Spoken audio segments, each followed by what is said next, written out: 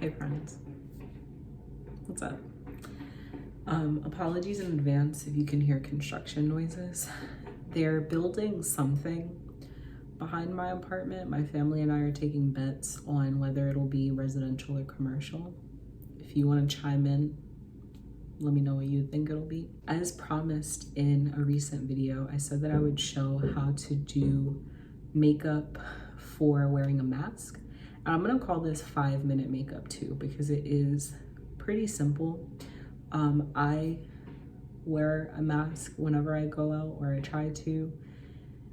If you don't agree with that, have thoughts about that, just don't watch, don't leave me any comments, I'll delete them.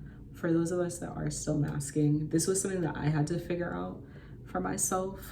So I just wanted to share.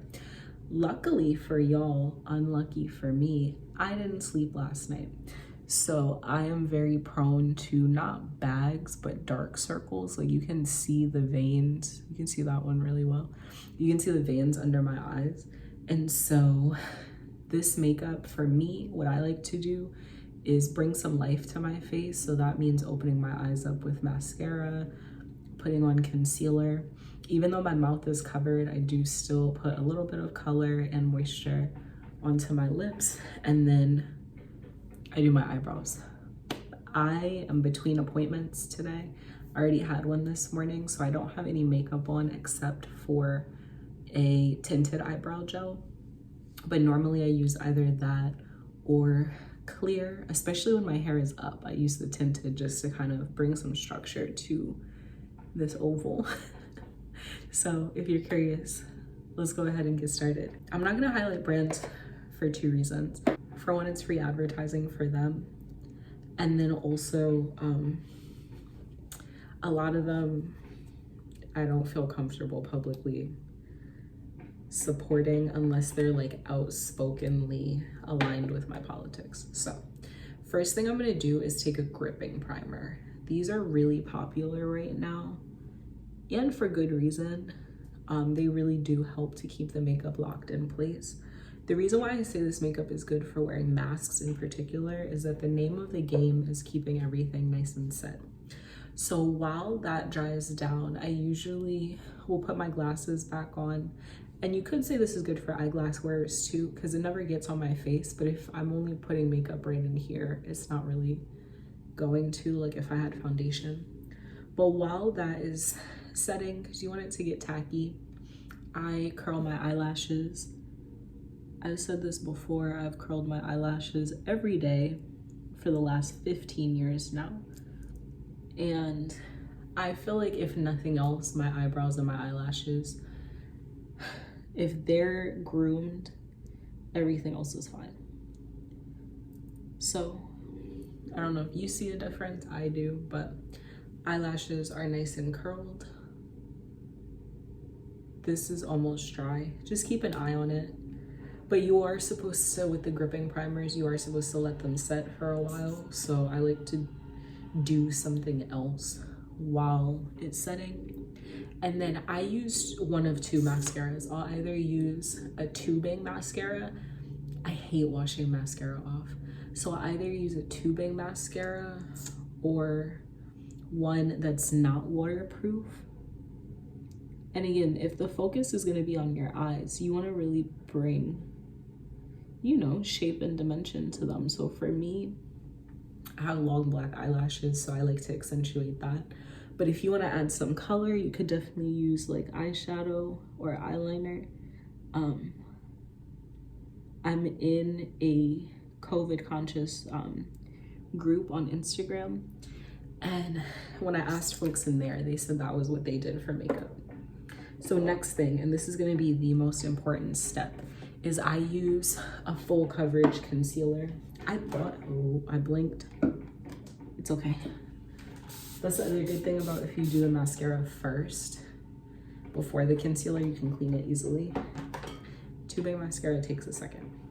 So, yep, you can almost see. It's sticky.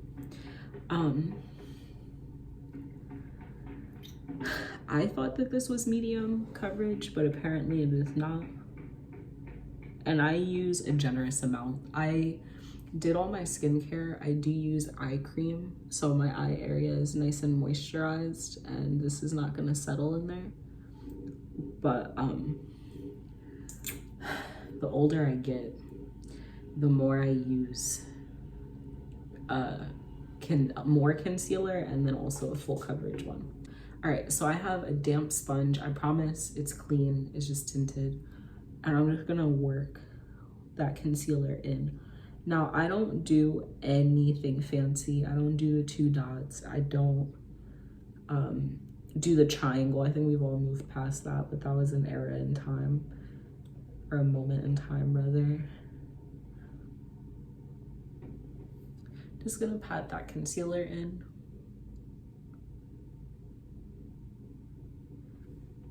And if you need to, if it's not enough, feel free to add more, because sometimes it gets real. I have to add more. The goal of the full coverage, again, is that if you think about it, I used to not wear makeup when I wore a mask because I thought my face was covered. What was the point? But you still do see a good portion of your face, especially your eyes. And for me, personally, I feel like the eyes are the focal point of my face. Used to be eyes and lips, but you know. So I try to bring attention there, like I said. And depending on what mask you use, I'll leave, if I can find some, I'll leave resources about masks, like which kind and all of that. KN95s and N95s are reusable. So that's why I'm trying to set everything so much. So now I'm taking a setting powder. I don't know if setting powders can be considered full coverage, but this one I believe is, because the brand, this is their like long wearing line. And both of these for me are in my skin tone. I know people like to do brightening. I think part of it is because I don't wear foundation, so I don't actually need it to be brightening. All right, and then last step.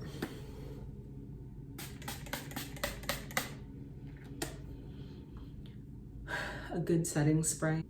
So we have layer upon layer. We have the gripping primer, we have the full coverage concealer, setting spray, and setting powder and setting spray. So, like I said, little 5-minute routine. Ooh, I got my hair wet with the setting spray. Damn it. But I probably could go in for a second layer. Like I said, it's how I slept. And then last step, I like to use lip oil, because even though my lips are gonna be covered, lip oil, you could just use lip gloss, but lip oil is nice and tacky, and it takes a while to kind of come off, so that way, when you're out, when you're talking, there's still something on your lips. If you wanted to use lip balm, you could, but for me, it adds a little bit of color. This one is like a mauve. It's like my natural lip color, but I do have one that's pink, that's very punchy.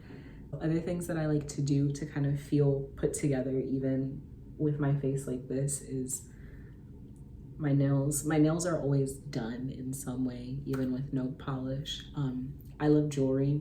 So again, even with my nose rings, they're covered. I actually got a flat piercing so that way, or a flat nose ring, so that way it's not coming up. I used to have a diamond and it would pinch a lot, but with this, you can see I can rub my nose and it doesn't move. And then I have all my ear piercings, but I like to wear bold jewelry, fragrance. Don't do too much because people have allergies, but I always wear like 1 spray of perfume. If I'm like going out, I'll hit my wrists too, but it's mostly for me. Something to be cognizant of though is if you are gonna pull your mask down, it'll get the perfume that's on your neck. Could this just be a concealer and mascara video? Yeah, but this is the makeup that I wear now. In the event that I am going to be unmasked, like if I'm going to see my family and other folks that I feel safe around and I'm comfortable asking, how are you? I'll do blush right on my cheekbones, right at the tops of my cheekbones. I'll do cream blush usually, or I'll do bronzer right in the hollows on the bridge of my nose. And then I'll use a semi-matte lipstick of some kind. So other things, I don't know the order that the videos are gonna come out, but just other things. I did cut my hair, and I do think also hair is a big part of your overall appearance. Super quick, super easy. If you have any tips for me, let me know. If there's another step that I could be doing in my routine that you didn't see, let me know, because that would be helpful. Thanks for watching, and I'll see you in my next video. Thumbnail.